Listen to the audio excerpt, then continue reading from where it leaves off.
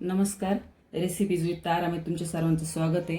तर आज आपण आहे ना खूप छान अशी रेसिपी बनवणार आहे गावाकडच्या पद्धतीनं भेंडीचं लाळ. तुम्ही पण अशी नक्की करून बघा. माझ्या नवीन नवीन रेसिपी बघण्यासाठी चॅनलला नक्की सबस्क्राईब करा. चला तर सुरुवात करूया रेसिपीला. चला तर बघू रेसिपीसाठी लागणारं साहित्य. इथे मी ना असे भेंडे कट करून घेतले. तुम्हाला जेवढं पाहिजे तेवढं त्यासाठी घ्यायचे भेंडे.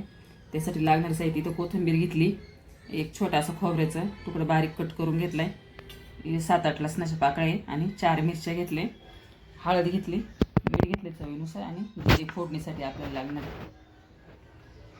तर ही मिक्सरमध्ये ना मी आता बारीक करून घेते याची पेस्ट. मग पुढे आपण भाजी करू.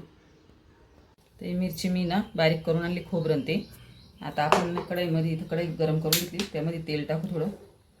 भेंड्या ना आपल्याला थोड्या तेलामध्ये भाजून घ्यायचे आहे 2-1 मिनटं. मी ना खूप छान अशी रेसिपी गावाकडची पहिले आपल्या आई आजी यांच्या काळामध्ये करत होते. त्याला काही जास्त साहित्य पण लागत नाही, कमी याच्यात होते आणि एकच नंबर अशी टेस्टी भाजी. आता भेंडी ना परतून झाली तुम्ही बघू शकता. या अशी त्याला डाग पडले ना वरतून, मग अशी काढून घ्यायची ती आता कढईमध्ये. आता आपण त्याच कढईमध्ये ना परत 2 चमचे तेल घालून घेऊ. त्यामध्ये आपल्याला ना जिरे घालायचे फोडणीला. जिरे फुलल्याच्या नंतर मी मसाला वाटून घेतला ना आपण ते टाकून घेऊ. आणि मसाला ना तेलाबरोबर 2 मिनिटं आपल्याला चांगलं परतून घ्यायचं. तर आपला मसाला परतून झाला, त्यामध्ये हळद टाकू. हळद मिक्स करून घेऊ. त्यामध्ये चवीनुसार मीठ. आता यामध्ये आपल्याला भेंडी घालून घ्यायची.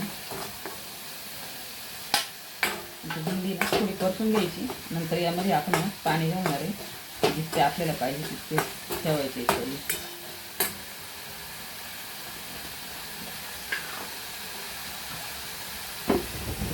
पाणी मला एवढंच ठेवायचं, त्याच्यामुळे मी एवढंच पाणी घातलंय. जसं आपल्याला पाहिजे त्याच्यानुसार आपण त्याच्यात पाणी ॲड करू शकता. तर आता आपण आहे ना 5 मिनिटं ही भाजी ना शिजून देऊ भेंड्या त्याच्यामध्ये. नंतर आपली रेसिपी तयार. तर आपली ना भाजी तयार झाली. याला आहे ना गावाकडच्या पद्धतीने ना लाळ म्हणते भेंडीचं. खूप छान अशी रेसिपी नक्की करून बघा. माझी याच्या आधी पण गावाकडच्या पद्धतीनं कांद्याची भाजी आहे, परत मटण आहे एसूर घालून, चिकन आहे. अशा प्रकारे तयार झालेली बाजरीची भाकर, लोणच्याची खाप आणि लसणाची मिरची, एकदम छान अशी गावाकडच्या पद्धतीनं थाळी तयार आहे. अशीच रेसिपी करून बघा. व्हिडिओला लाईक करा, शेअर करा आणि चॅनलला नक्की सबस्क्राईब करा.